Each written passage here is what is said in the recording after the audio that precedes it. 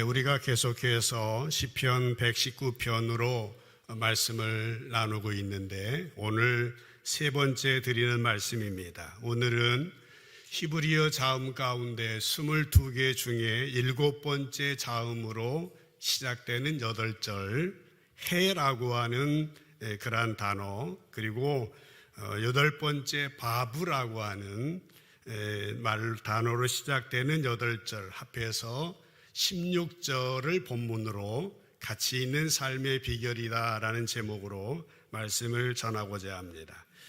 18세기 영국의 개혁자 가운데 유명한 존 웨슬리라고 하는 분이 있습니다. 이 한국의 감리교회와 또 성결교회가 이번에 신학적인 전통을 이어받고 있는데요. 이분은 정말 성경을 사랑하는 분이었습니다. 옥스퍼드 대학에 다닐 때부터 홀리 클럽이라고 하는 경건 단체를 만들어서 친구들과 함께 말씀을 공부하고 전도하며 경건 생활에 힘썼습니다. 그는 매일 아침 일찍 일어나 성경을 읽었다고 하는데요. 그는 이런 말을 했습니다. 나의 삶의 근거는 성경입니다. 나는 성경만 고집하는 사람입니다. 나는 큰 일이나 작은 일이나 모든 일에 성경을 따릅니다 라고 하는 말을 했다고 그래요. 그래서 그의 별명은 성경벌레였다라고 하는 것입니다. 또 이런 말을 했습니다. 나는 천국에 이르는 길을 알고 싶습니다. 그렇게 말하면서 그런데 친히 하나님께서 이 길을 가르쳐 주셨는데 그 내용을 성경에 기록되어 있다고, 그래서 이 성경책을 주십시오. 어떤 대가를 치러도 좋으니 이 책을 주십시오. 나로 하여금 한 책의 사람이 되게 해 주십시오. 이렇게 기도했다고 합니다. 한 책의 사람, 어떤 말입니까? 한 책이라는 것은 성경입니다. 라틴어로 호모 유니오스 리브리라고 하는 것입니다. 그렇습니다. 우리는 그리스도인으로서 한 책의 사람이 되어야 합니다. 성경이 우리의 삶의 근거가 되어야 합니다. 그래서 누군가가 성도님들을 볼 때에 저 사람이 왜 저런 말을 하지? 왜 저 사람이 저런 행동을 할까? 궁금해서 알아보면 성경에 그런 말씀이 있었고 성경에서 그렇게 하라는 말씀이 있었기 때문이었구나 알아챌 수 있는 그런 삶이면 너무나 좋겠습니다. 우리가 어떤 일을 만나든 크든 작든 중요하든 사소하든 모든 일에 성경이 판단의 근거가 되고 성경이 결정의 이유가 되었으면 좋겠다라고 하는 것입니다. 이것이 바로 가치 있는 삶의 비결입니다. 오늘 시인은 긴 16절 중에 중요한 기도 3가지만 오늘 말씀을 드리려고 합니다. 첫 번째 시인은 뭐라고 기도했습니까? 깨닫게 해달라고 기도하였습니다. 깨닫게 해달라고. 여러분, 깨달음이라고 하는 것은 참 중요합니다. 시인은 이 기도를 했어요. 깨달음이 뭡니까? 각성하는 거겠죠. 그래서 이해력이 높아지고 통찰력이 좋아지는 그러한 기도이겠습니다. 왜 깨달음이 필요합니까? 왜 이해력이 통찰력이 필요합니까? 지난주에도 보았습니다마는 18절 말씀 가운데서 시인은 그런 기도를 했습니다.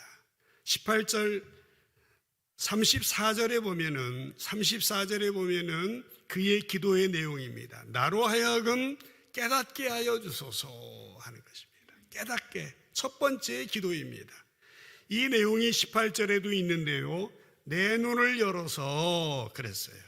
눈을 연다, 깨달음이죠.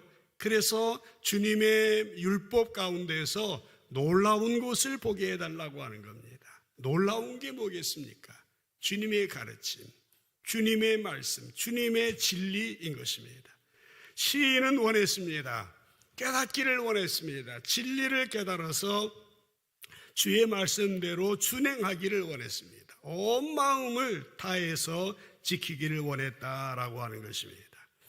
오늘 이 시대에 살아가는 모든 그리스도인들에게 정말 이 깨달음이라고 하는 것은 너무나 중요합니다. 그동안 우리는 많은 성경 공부를 했습니다. 그런데 공부의 목적이 뭡니까? 지식만을 축적하는 것은 목적이 아니지 않습니까? 지식의 만족, 지식의 유희로만 끝난다면은 하나님 마음에 맞는 것이 아니죠. 그래서 시인이 34절에서 기도한 겁니다. 한번 같이 읽어볼까요? 시작. 나로 하여금 깨닫게 하여 주소서. 내가 주의 법을 준행하며 전심으로 지키리이다. 아멘. 시인은 주님의 말씀을 단순한 지식을 얻는 차원으로 끝나기를 원치 않았습니다. 그 말씀이 삶의 진리가 되어서 삶 속에 실천에 옮기고 그 말씀대로 살겠다라고 하는 고백인 것입니다. 아는 거, 배우는 거, 공부하는 거 많이 중요한 것이 아니라는 겁니다. 실천하는 것이라는 거예요. 누가복음 11장 27절에 보면은요, 예수님이 말씀하실 때 무리 중에 한 여자가 음성을 높여서 말했어요. 뭐라고요? 당신을 뵌 태가 뭡니까? 그 어머니의 그 복중을 말합니다. 당신을 먹인 젖이 복이 있습니다 라고 이 여인이 말했어요. 무슨 말입니까? 당신을 낳아서 기른 당신의 어머니는 참 복이 많으신 분입니다 라고 하는 말이에요. 좋은 말이죠. 그런데 이 여인의 말에 예수님 뭐라고 대답하십니까? 그 다음 28절에 보니까요, 예수님이 말씀하십니다. 오히려 하나님 말씀을 듣고 지키는 자가 복이 있느니라 라고 말씀을 하고 있어요. 예수님에게 복 있는 사람은 어떤 사람입니까? 예수님은 하나님 말씀을 듣고 실천하는 사람이 복이 있는 사람이다 라고 말씀하고 있습니다. 부디 오늘 시인의 기도처럼 하나님 말씀을 진리의 말씀으로 깨닫고 삶 속에 실천함으로 말미암아 진정 복 있는 삶을 살아가는 여러분 되기를 주님의 이름으로 간절히 축복합니다. 두 번째 시인의 기도는요, 탐욕으로 향하지 말게 해주세요. 그렇게 기도를 해요. 깨달음이 중요한데요, 깨달은 이후에 삶으로 실천하되 탐욕적으로 향해 가지 않도록. 인간이라는 존재는요, 그냥 놔두면 탐욕으로 가게 돼 있어요. 그쪽으로 향하지 말게 해주세요. 그렇게 해주세요. 기도하고 있어요. 36절을 보시죠. 내 마음을 주의 증거들에게 향하게 하시고 탐욕으로 향하지 말게 하소서. 따라 합시다. 탐욕으로 향하지 말게 하소서. 그 다음 37절에 보면은요, 내 눈을 돌이켜 허탄한 것을 보지 말게 해달라고 그렇게 기도하고 있습니다. 탐욕으로 향하지 말게 해주시고 허탄한 것을 보지 말게 해달라 하는 얘기입니다. 여러분, 36절에 탐욕이라는 말은요, 쉬운 성경으로 보니까 이기적인 이익이라고 번역이 되어 있어요. 그 탐욕이라는 말의 의미가 그것입니다. 이기적인 이익이다. NIV 성경에 보니까요, selfish gain이라고 되어 있습니다. 이기적인 이익으로 향하지 않게 해달라고. 이기적인 이익으로. NLT 성경에 보니까 a love for money입니다. 돈을 사랑하는 것을 말하는 겁니다. 그런 쪽으로 향하지 말게 해달라고 하는 거예요. 37절에 나오던 허탄한 것을 보지 말게 해달라고 하는 것은 뭡니까? 허탄하다라고 하는 말은 이 세 번역에 보면 무가치한 것들, 쓸데없는 것들 보지 말게 해달라고 그렇게 시인이 기도하고 있다라고 하는 것입니다. 이 시인의 기도 또한 우리의 기도가 되어야 하는 것입니다. 그런데 어떠합니까? 우리의 생각은 이런 기도를 하고 싶고 이렇게 행동하고 싶은데 또 다른 우리의 한편의 마음은 끊임없이 이기적인 이익을 향하고 있습니다. 끊임없이 무가치한 일들을 향하고 있다라고 하는 것입니다. 더 안타까운 것은 우리가 이 길을 가고 있으면서도 이 길이 가치 없는 길인지 이 길이 이기적인 이익만을 추구하는 길인지에 대해서도 모르고 그것을 위해서 노심초사, 그것을 위해서 힘과 정력을 쏟고 있다라고 하는 것입니다. 그렇기 때문에 우리는 어떠합니까? 빨리 깨우쳐야 됩니다. 한시라도 더 늦기 전에 깨달아야 하는 것입니다. 늦으면 후회를 하는 것이죠. 전도서 1장 2절에 보면은요, 솔로몬이라는 지혜의 왕이 인생의 노년에 저런 고백을 했습니다. 전도자가 이르되 헛되고 헛되며 헛되고 헛되니 모든 것이 헛되도다. 이것이 지혜의 왕 솔로몬의 고백이라고 하는 것입니다. 사랑하는 성도 여러분, 지금 우리가 우리의 눈을 가치 있는 삶을 향하여, 의미 있는 삶을 향하여 돌리지 않으면 틀림없이 우리의 마지막에도 이런 후회의 말들이 나올 수밖에 없을 거예요. 그러므로 한시라도 빨리 정신을 차려야 됩니다. 주님 진리의 말씀을 깨닫게 해주세요. 그리고 가치 있는 것을 선택하게 해주세요. 탐욕으로 나가지 않게 해주세요. 이기적인 이익으로 나가지 않게 해주세요. 우리의 인생은 이런 식으로 살아간다면 결코 행복한 인생, 성공적인 인생을 살아갈 수 없다라고 하는 것입니다. 우리는 주님의 말씀을 깨달음으로 말미암아 이기적인 삶을 마무리하고 이웃을 위하여, 다른 사람을 위하여 살아가는 그러한 삶을 살아야 하겠습니다. 이때에 우리의 삶은 가치 있는 삶이 되고 의미 있는 삶이 되어질 것이에요. 그 아산 사회복지재단이라는 단체가 있더라고요. 아산재단이라고 여러분이 알고 계실 텐데, 아산 사회복지재단은 현대그룹의 정주영 명예회장이 사제를 출연해서 설립한 단체라고 합니다. 매년 소외된 이웃을 위해서 봉사한 사람들, 사회의 귀감이 되는 사람들을 표창하는데요, 그 5개 분야의 수상자를 결정하는데 지지난해에 사회봉사 부분에 수상한 분이 있습니다. 이분이 권순영 대표라고 하는 분인데요, 사진에 나와 있는 분입니다. 영양과 교육 인터내셔널의 대표이신데 이분이 장로님이더라고요. 권순영 장로님. 이분이 그 상을 받았습니다. 아마 검색해 보시면 금방 나올 겁니다. 이 권 장로님은 유명한 식품회사 네슬리에서 수석연구원으로 안락한 생활을 하고 있었습니다. 그런데요, 어느 날 뉴스를 봤어요. 오랜 내전으로 치안이 불안한 아프간에 대한 뉴스를 보게 되었는데요, 이 아프간의 식량 문제를 해결하기 위해서 이분이 뛰어들게 되었습니다. 이유는 그겁니다. 지금으로부터 22년 전 2002년도에 우연히 뉴스를 보게 되는데, 탈레반 정권이 무너지면서 수많은 부녀자들 또 어린아이들이 영양실조로 죽어간다는 뉴스였습니다.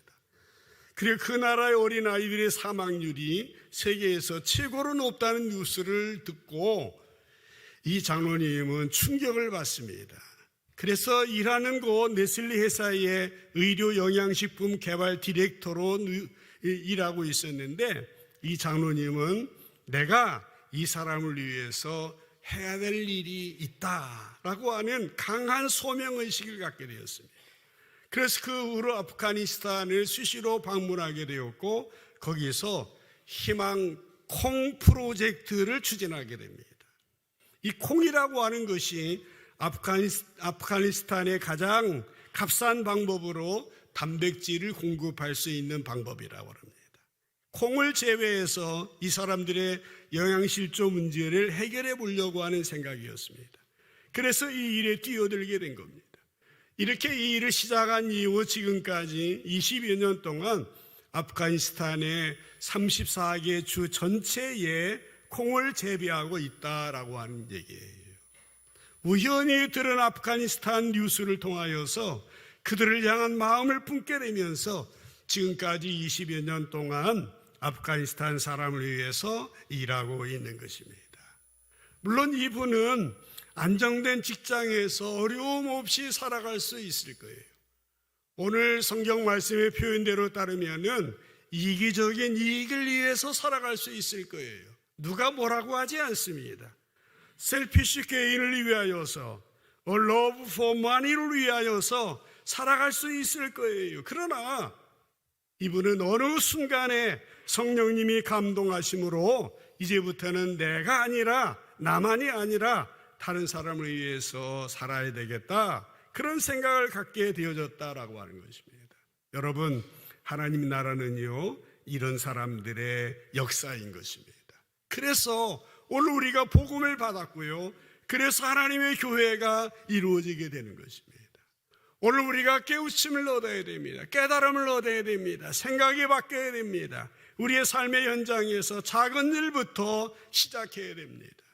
하나님의 나라를 위하여서 함께 더불어서 하나님을 사랑하는 일에 참여해야 됩니다. 물론 나 자신을 위한 삶도 중요합니다. 내 가족의 안정된 삶도 중요합니다. 그러나 거기에만 머물러 있으면 안 됩니다. 우리의 생각의 방향이 결국에는 다른 사람의 일을 돌아보려는 마음을 가져야 하는 것입니다. 이것이 하나님의 자녀의 마땅한 삶이요, 이것이 가치 있고 보람이 있는 인생인 것이에요.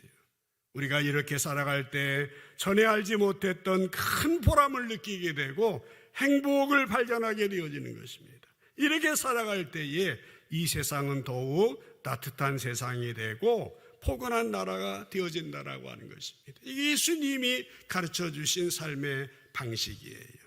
마지막 한 가지 말씀만 더 보겠습니다. 시인은 자유롭게 살게 해달라고 기도했습니다. 자유롭게 깨달음을 주시고 탐욕으로 향하지 않게 하시고 자유함으로 살게 해달라고. 45절에 보면은요, 내가 주의 법도들을 구하여 싸우니 자유롭게 걸어갈 것이오며 라고 했어요.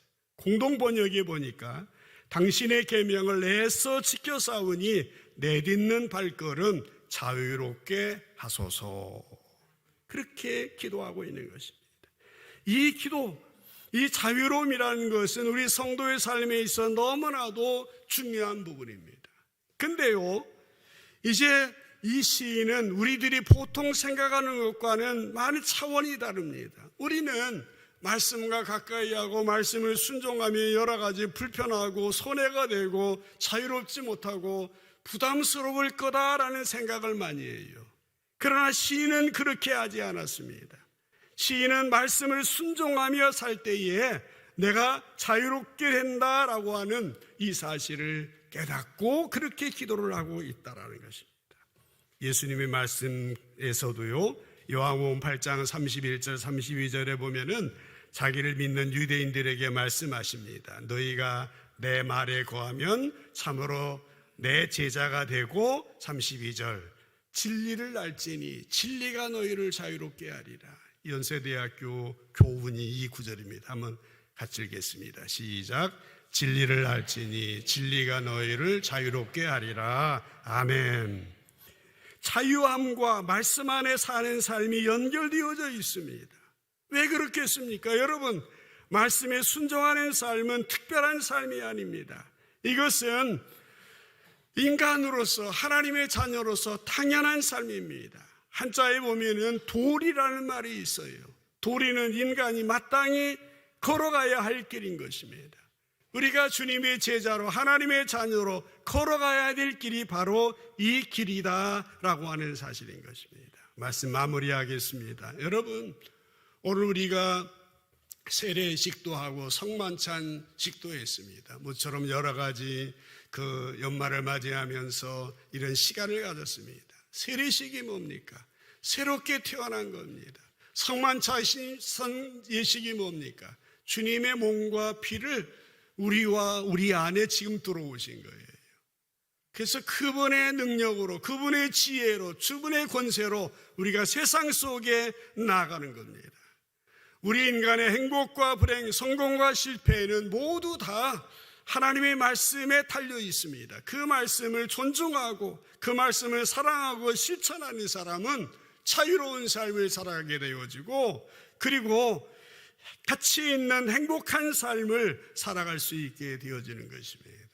부디 하나님 말씀이 여러분 가운데 꼭 아로 새겨져서 정말 사랑의 사람으로, 순종의 사람으로, 온유 겸손한 사람으로 세상을 아름답게 세워나가는 여러분 되시기를 주님의 이름으로 간절히 축복합니다.